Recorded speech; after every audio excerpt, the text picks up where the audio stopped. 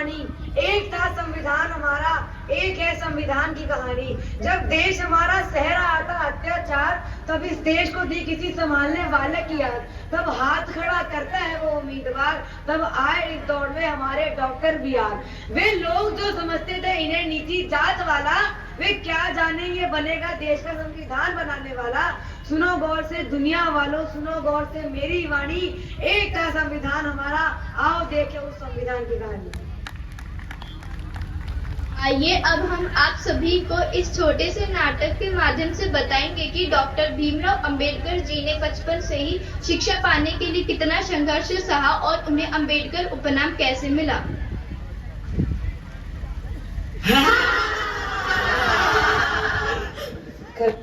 अरे अरे देखो, यहाँ फिर हमारे स्कूल के बाहर खड़ा है। छोटी जाति सपने बड़े। इसके हाथ में किताब नहीं, झाड़ू अच्छी लगती है, झाड़ू। अरे हटो हटो, इसके साय से दूर हटो, वरना हम भी अछूत हो जाएंगे। माँ मैं भी पढ़ना चाहता हूँ। हमारे गांव के सारे बच्चे स्कूल जाते हैं और मैं क्यों नहीं जा सकता?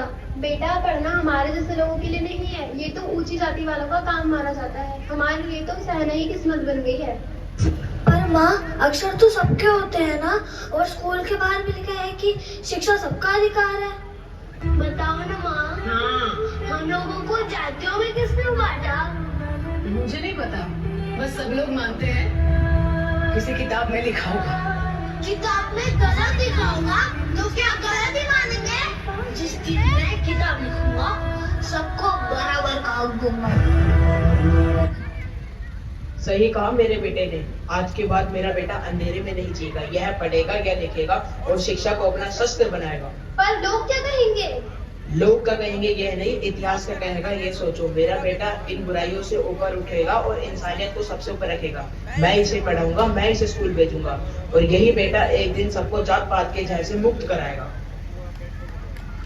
मंजूर नहीं थकना, मंजूर नहीं रुकना, मंजूर नहीं हमको हालातों से लड़ना, मंजूर नहीं हमको हालातों से लड़ना। दिन रात पसीने से, दिन रात पसीने से हालात बदल देंगे, हम वक्त बदल देंगे, जज्बात बदल देंगे, जो बुरी लगी दिल को हर बात बदल देंगे, हम वक्त बदल देंगे, जज्बात बदल देंगे। नमस्कार गुरुजी। नमस्कार, आइए बैठिए।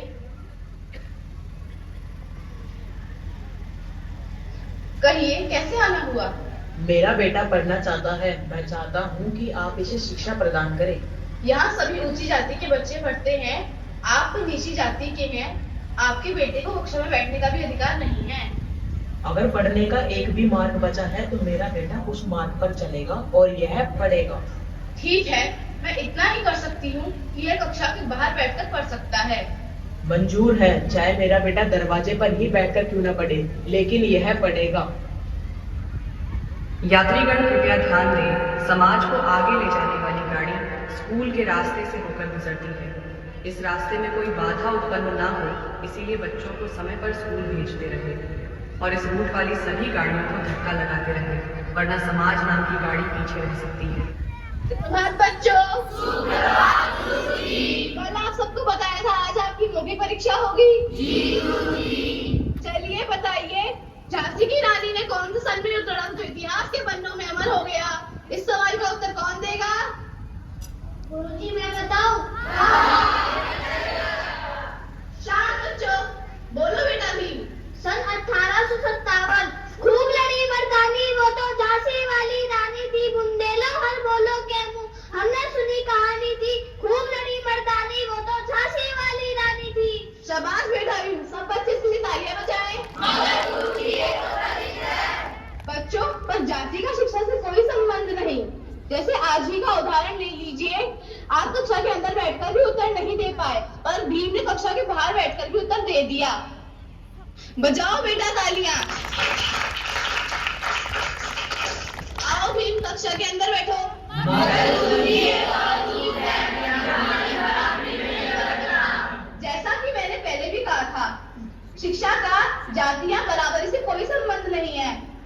मगर फिर भी अगर इसकी जाति इसकी शिक्षा में रुकावट बन रही है तो आज मैं उस रुकावट को दूर करती हूँ और आज मैं इसको अपना उपनाम अंबेडकर देती हूँ।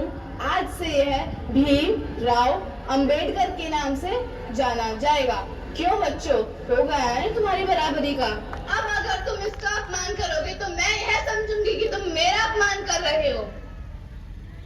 इस प्रकार डॉक्टर भीमराव अंबेडकर जी ने अपने गुरुजी का आशीर्वाद प्राप्त किया और उन्हें अंबेडकर उपनाम प्राप्त हुआ। इस प्रकार जिस बालक को दरवाजे पर बैठकर पढ़ना पड़ा, जिसके सपनों का मजाक उड़ाया गया, जिसे अछूत कहकर ठुकराया गया, वही बालक आगे चलकर बना डॉक्टर भीमराव अंबेडकर। जैसा कि आपने देखा, संघर्ष उनके जीवन का पहला पाठ बना और शिक्षा का सबसे बड़ा शस्त्र। फिर आया वह स्वर्णिम क्षण जब हमारा भारत आजाद हुआ और आजाद भारत में सर्वप्रथम प्रधानमंत्री पंडित जवाहरलाल नेहरू ने उन्हें एक महान जिम्मेदारी सौंपी। और फिर कलम चली, इतिहास लिखा गया, एक ऐसा संविधान बना जिसमें हर इंसान को बराबरी मिले, हर नागरिक को अधिकार और हर बच्चे को सम्मान। जैसा कि आप सभी ने इस नाटक में देखा कि डॉक्टर भीमराव अंबेडकर जी ने बचपन से ही शिक्षा पाने के लिए कितना संघर्ष सहा और उन्होंने बड़े होकर 32 डिग्रियां और 4 डॉक्टरेट की और हमारे भारत के लिए एक ऐसा संविधान लिखा जिसमें हर एक नागरिक को समानता मिले।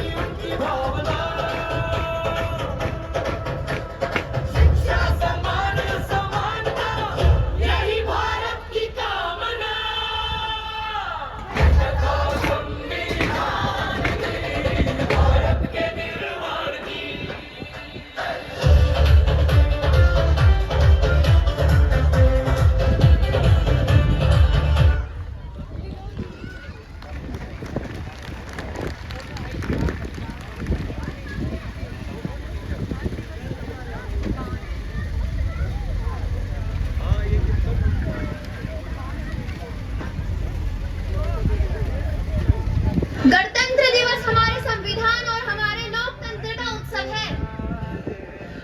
आइए इस गणतंत्र दिवस पर हम अपने संविधान के मूल्यों को मजबूत करने का संकल्प लें। गणतंत्र दिवस हमें अपने अधिकारों के साथ साथ कर्तव्यों की भी याद दिलाता है। संविधान हमारी पहचान है और लोकतंत्र हमारी शान है। 26 जनवरी सिर्फ एक दिन नहीं, भारत की आत्मा का उत्सव है। हमारा संविधान हमें समानता, स्वतंत्रता और भाईचारे का रास्ता दिखाता है। जय